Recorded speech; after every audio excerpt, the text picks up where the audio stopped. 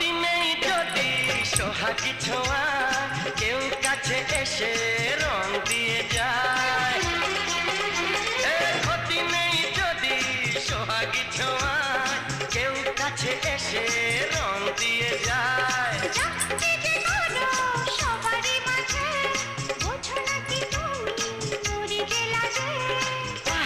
তোমাকে লাগছে দারুণ, আরে না না না না, আজকে তোমার কথা শুনবো না, এমন দিনে